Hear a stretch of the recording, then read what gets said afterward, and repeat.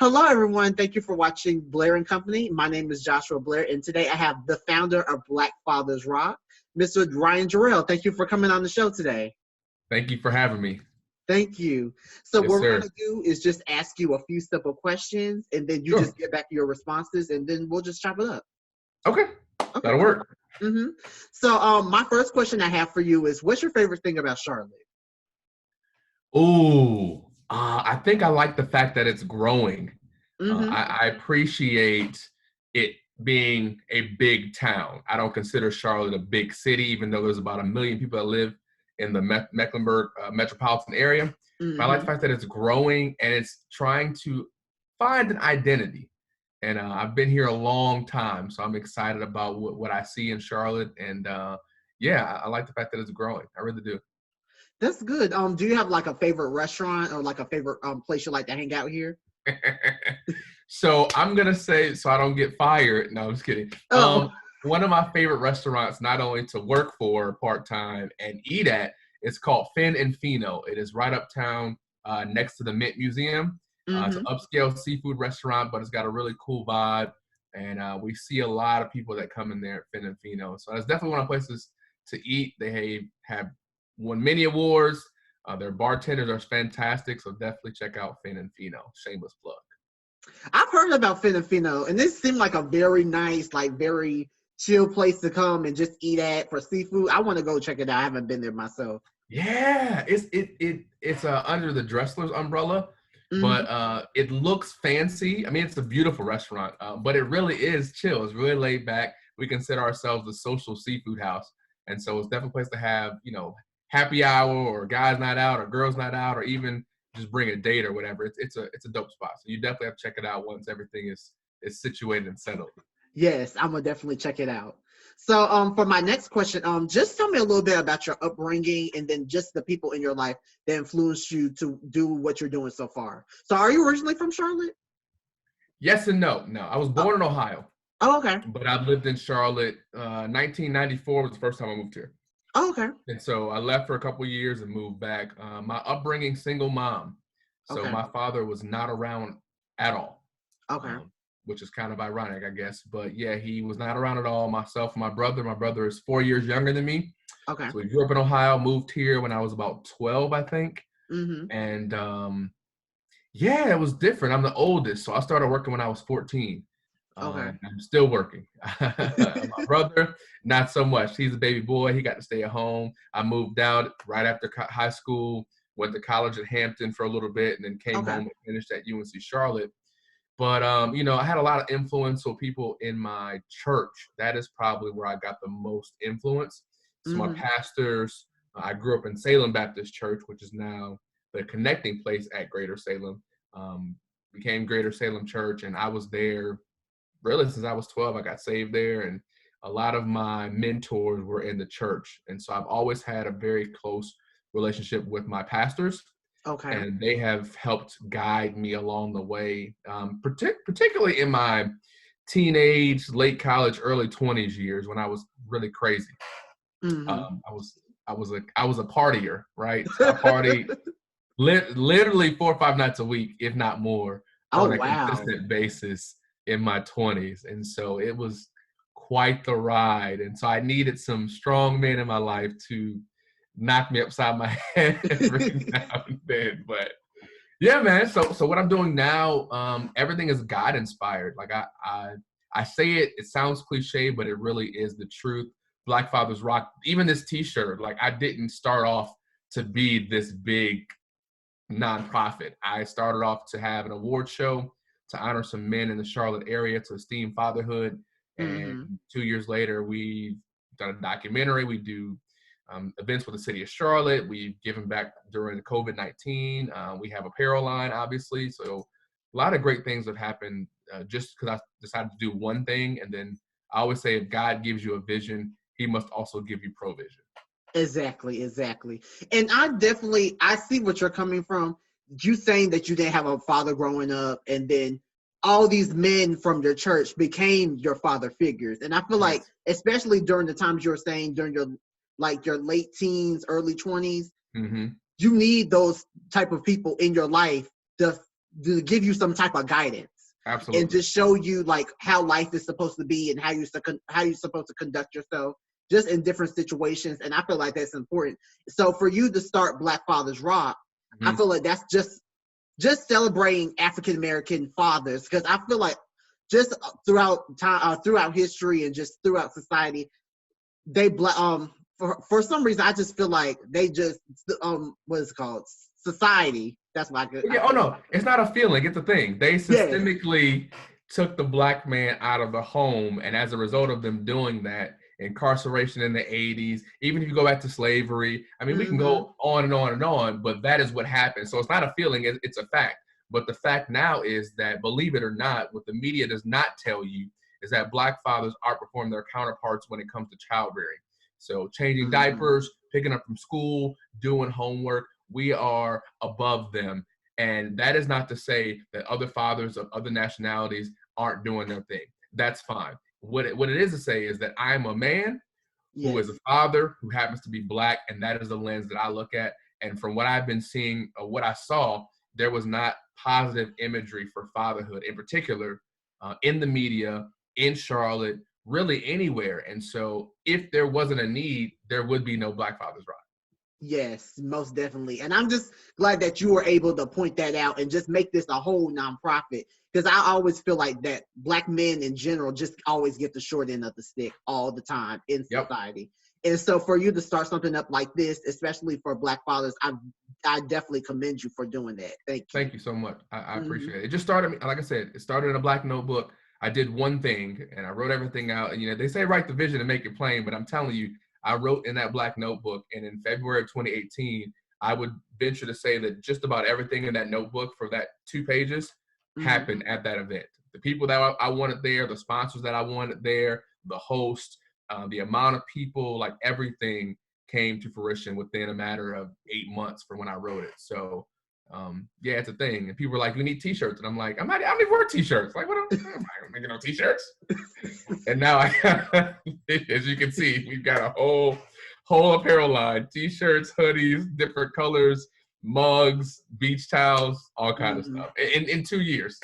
In 2 years. So that just leads me to my next question. So did you expect for it to grow this big so fast?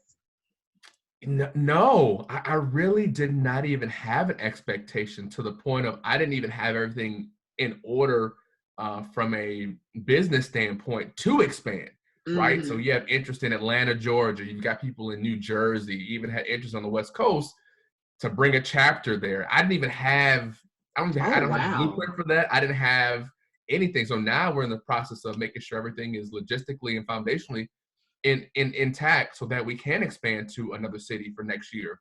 But that was never even the intent. Again, I just wanted to do something here in Charlotte to showcase Black men. And since doing that, we became a nonprofit in record time. That was a blessing. We were getting seed money to do that. We've been on the Clay Kane show, who was a journalist out of New York City.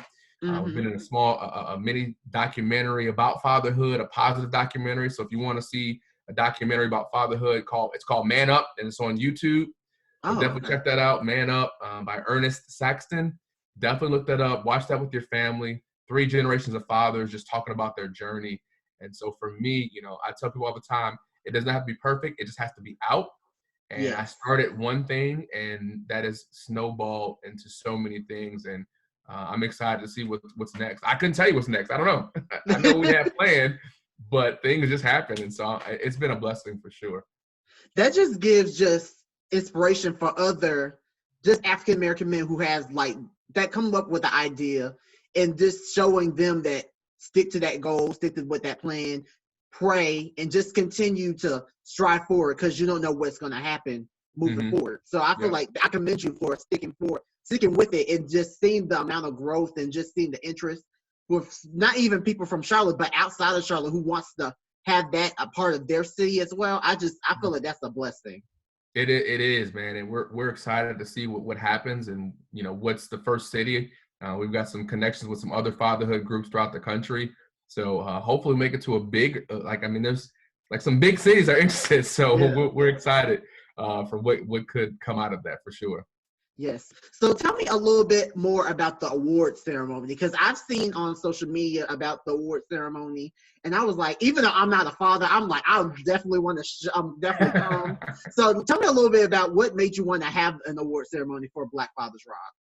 So most people probably heard of Black Girls Rock, which started in the DC area probably about 12 or 13 years ago, and how that's grown. And I was on the phone with a friend, and he was like, I really appreciate what you're doing in the city. And it literally just came to me. I got an idea. I took out the notebook and I just started writing. And so what I did was I had 6 categories that we choose from. So there was about 12 categories. We narrowed it down to 6. So we have Father of the Year, Entrepreneur of the Year, Dapper Dad of the Year, which obviously is my personal favorite because I have a fashion background.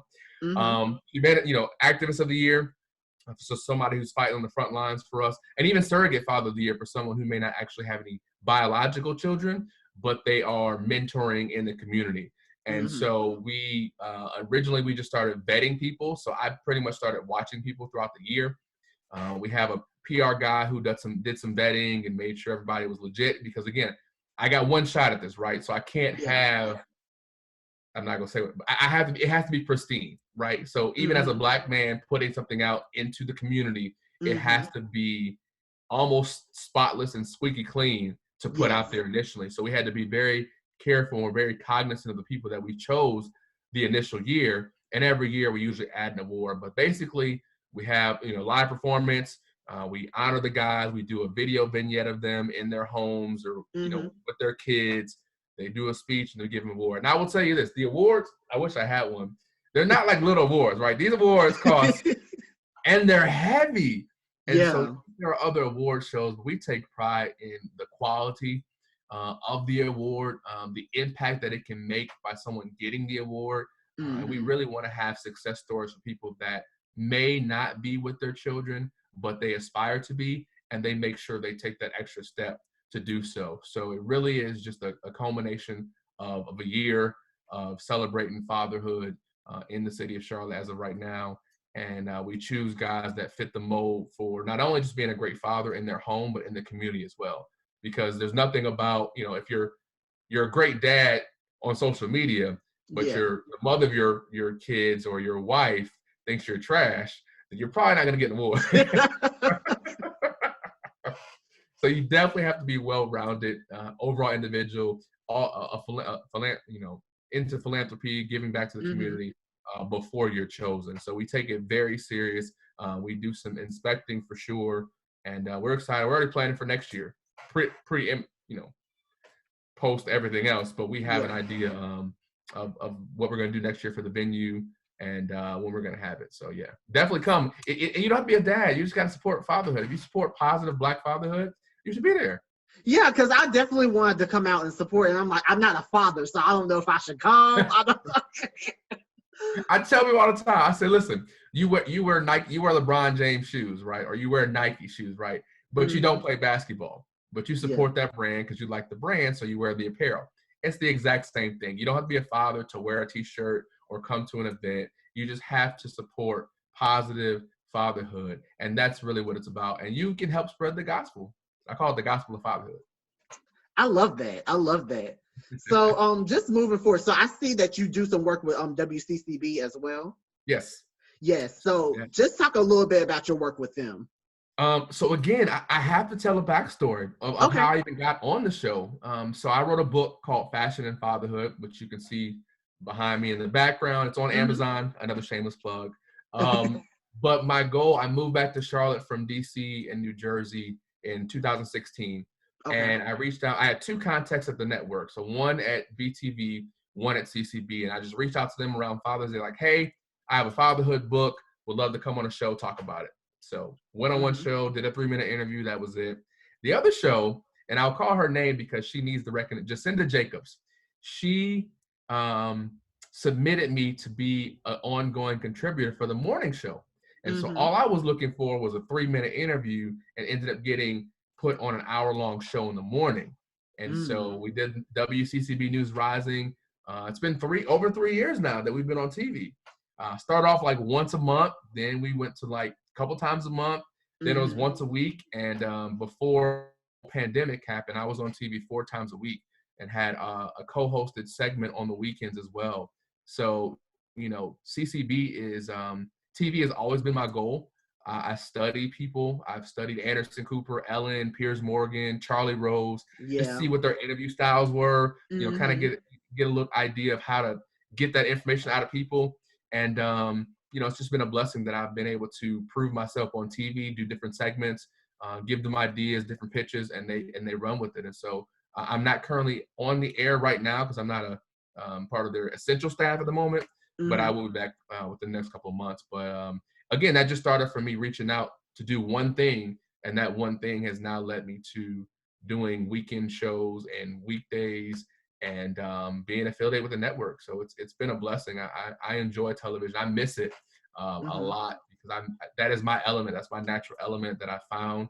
It's a gifting that I've discovered that I have, and I don't make any qualms about it. Like I like the camera.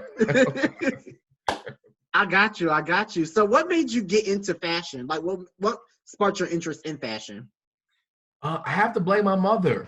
Okay. So my mother was fly, right? She was Mm-hmm. fly, you know, she wasn't a church mother, but she was the fly, you know, wear the hats and the matching Mm-hmm. pocketbook and matching shoes and all that stuff. And so when we were kids, my brother and I, she would dress us up in clothes. Like, so we had like school clothes and we had play clothes. And Exactly. so growing up, you know, I've kind of always, I didn't play in the mud. Like I played sports Mm-hmm. and everything like that, but I wasn't like your building mud pies or playing with worms kind of person. Yeah. So I've always been kind of neat. And so my junior year in high school is when I discovered that I had a knack for fashion. Mm-hmm. And I got best dressed in high school as my senior superlative. Went on to Hampton University, was known for my fashion there. And then I moved back to Charlotte, CIAA came. Mm-hmm. And so 2003 or 2002, I think it was, I started dressing people and I would charge them like $50 here, you know, Mm-hmm. $35 here. But, you know, I don't know if you know, maybe from Charlotte. So back in the day when CIAA first came, you Uh-huh. party every night. So you had an outfit for every single night. So I'm styling people for the whole week. And Mm-hmm. so I got known for doing that. And then I started thrifting. That's what really changed the game. And when I Okay. thrifted, I had items that you wouldn't know I got from a thrift store. And that really started the career piece of it. And then once I started working for Ralph Lauren, it was over. Like I was just, then I had to study. I had to talk about textiles and fabrics and Mm-hmm. patterns and paisley and foulard. And then I just, over time, it became a part of my DNA. It's something that I didn't go to school for. It's Mm-hmm. an innate, it's a creative. I'm a creative, and that's just one of my creative abilities, but that has led me to where I am now. I'm not so much in fashion anymore. I don't work in retail Mm-hmm. anymore. You know, I don't, it's not really my thing. I wear this a lot, t-shirts and hoodies, and I bought probably more sneakers in the last 6 months than I've ever bought in my entire life, just because I've evolved, right? I got nothing else to Yeah. prove. So, So okay, um, so say for instance, if I was gonna ask you, like, if I wanted you to style me for something, would you style me? no. I And got not you. because it's you. I just no longer desire to be a stylist. I did that Mm-hmm. on my own for about 4 years. I worked for Ralph Lauren and I worked for Nordstrom doing styling. I Mm-hmm. styled for Saks. I was the manager of the men's department, so we styled some celebrities, things like that.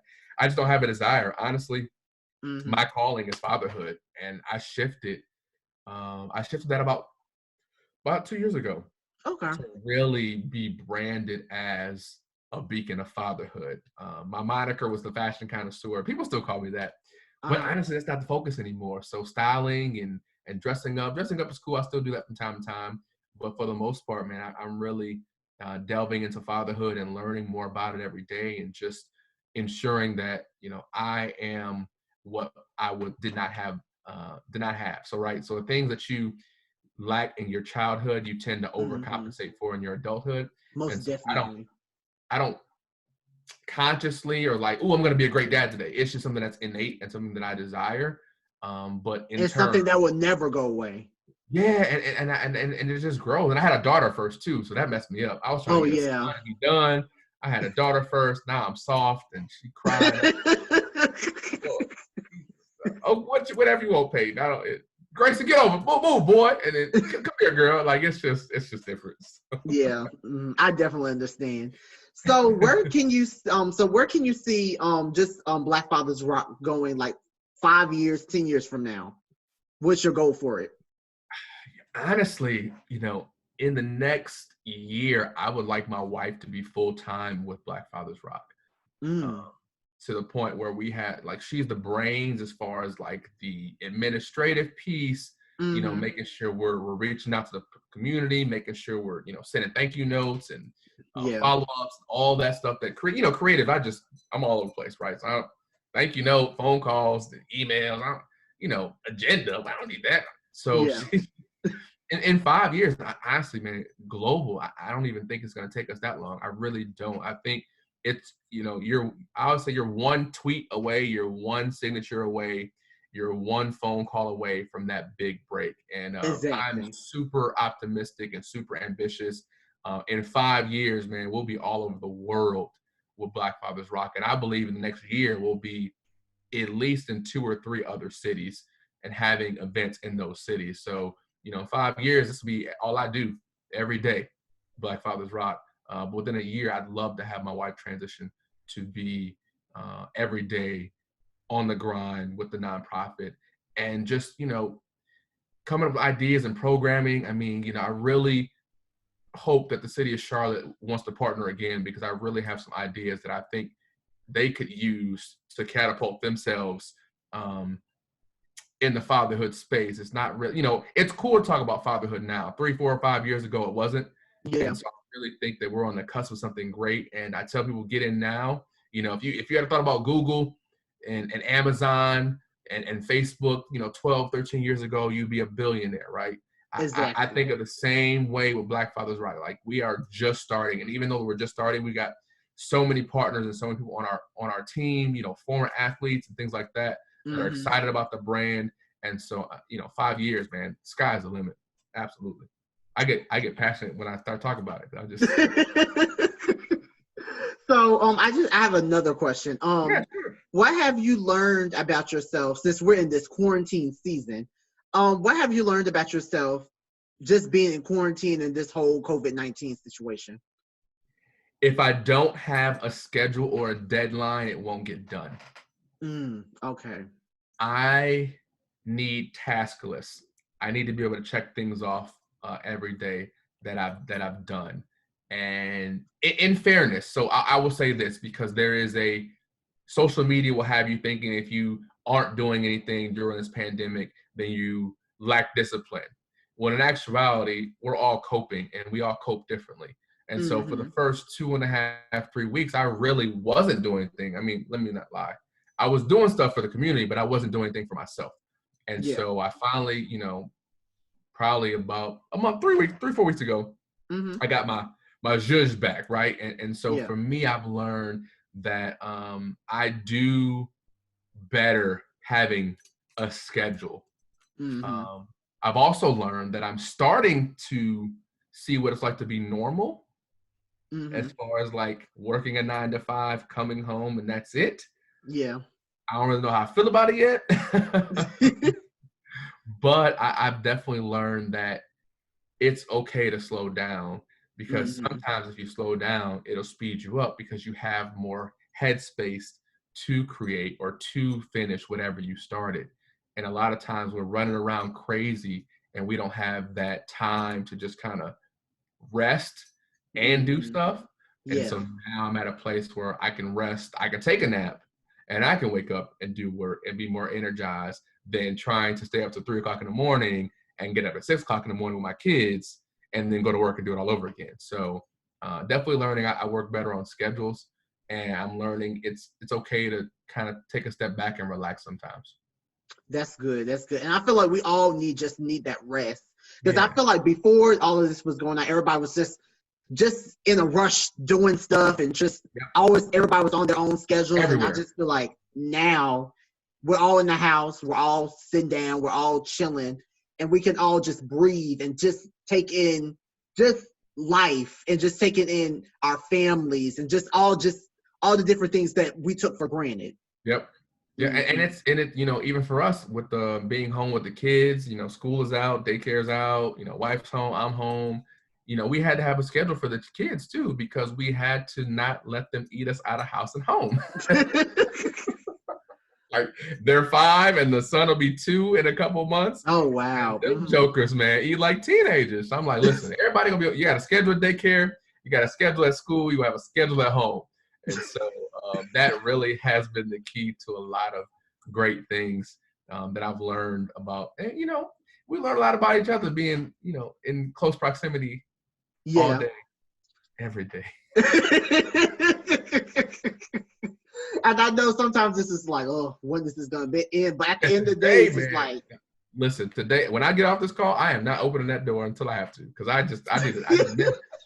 Today has been rough. I'm not going to lie. Yeah, I got you. So, and then this is my last question. What advice would you want to give anybody who wants to start up a nonprofit, but they don't have like they don't know what to do or just the beginning stages? Start. I had no idea. I still don't know. I mean, like, I didn't know. I knew I had a colleague someone from college who was in the nonprofit space. And so when people were saying become a nonprofit, I had no desire to do so. Then I got a seed, and that allowed me to start. But I reached out to her like, hey, I'm being summoned to become a nonprofit. I have no idea where to start. Can you help? And she did all of that for me, paperwork wise. So I learned that it's one of two things. You either learn how to do something or you pay somebody to do it. So in this case, when it comes to starting a nonprofit, I paid somebody to do it because I didn't. But again, it started because I started doing something. Yeah. Somebody saw me doing something, decided to sow a seed into my life that helped me start the nonprofit, and I paid someone to get everything together for me. So all paperwork, tax filing, articles of incorporation, submit to the IRS, bylaws, I had someone do it for you. So if you're brand new to the space, just do start something, whatever you should start. And then, things will start happening and you'll start getting resources and people that'll help fund it. But you just got to start. And so you can write the plans out all you want. If you never execute, then they're just plans on paper. You have to physically do something. So if you are or trying to start a nonprofit and you, I don't know, want to deal with kids and tutoring or something like that, then you should be tutoring kids now. You should have a team of people or whatever your framework is doing that now, and then start the nonprofit. So you should already be doing something in that space before you become a nonprofit. In my personal opinion, that is not Bible. That is just me speaking from experience and speaking from someone who's built, I would venture to say, 2 successful brands now just from doing. And then the rest, they say it's history, but it's not history. It really does. People start showing up and becoming resources or pointing you in the right direction to help you out in your journey. But if you never start, you'll never see it. Yeah, I definitely agree. And even if you don't know what to do, reach out to people. Look, do your research. I feel like there's so many different ways to just let people know what you're trying to do, and they will be willing to help. Yep, and you'll be surprised. And people that you have not even met yet will come into your life because they saw you on social media. Yes. And I appreciate you having me. You reached out to me like 2 years ago, I think it was, and I don't know what happened, and I just got lost in the shuffle. But here we are again, and I believe in timing, so I appreciate you having me on for sure. And I saw the message, I was like, September 2018, like, oh my God, what happened? What was I doing? I don't know. So thank you. I apologize, but I'm here. We're here now. Yes, we're here today. Yes. So, where can we find you on social media for people who want to follow you? So everything's Black Fathers Rock. My name is Ryan Jor-El, so you can look that up. But I really want you to pay attention to my Black Fathers Rock page. So if you type in Black Fathers Rock, we'll come up. What do you call it? The name at BLK Fathers Rock is the handle.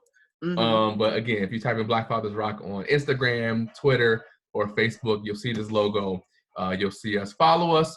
Definitely stay tuned to social media. We do have a website, blackfathersrock.org. So you can definitely, if you want to donate to the cause, we're still collecting donations for COVID families here in Charlotte that may be displaced as far as school or work. So we've been doing grocery shopping for them and, get internet for kids that need school, for schools, Yeah. things like that. So we're always doing something and have been blessed to expand during the pandemic. And so, I don't know when this is airing, but I just want you all to know that Black Fathers Rock is here. Will be around for a while, for a long time. And if you're interested, when it comes to volunteering or when we start rolling out the nominations for next year, definitely tune into our social media because we'll have everything up for you. And then get some apparel too. We got apparel, t-shirts, hoodies, little plugs here and there. Yes. I'm definitely gonna get a shirt, get a sweatshirt. Yes. My man. Hey, matter of fact, see me offline. I toss you a discount for me ignoring you for 2 years. It's okay. That's good. I'm a copper shirt, copper sweatshirt. I appreciate it, man. I really do. Okay, well, thank you so much. Like I said before, my name is Joshua Blair, and you're watching Blair and Company. Thank you, Ryan Jarrell, for being on my show today. Thank you so much for your time, and we'll talk to you later. Thank you, man. Have a good one, guys. Ciao.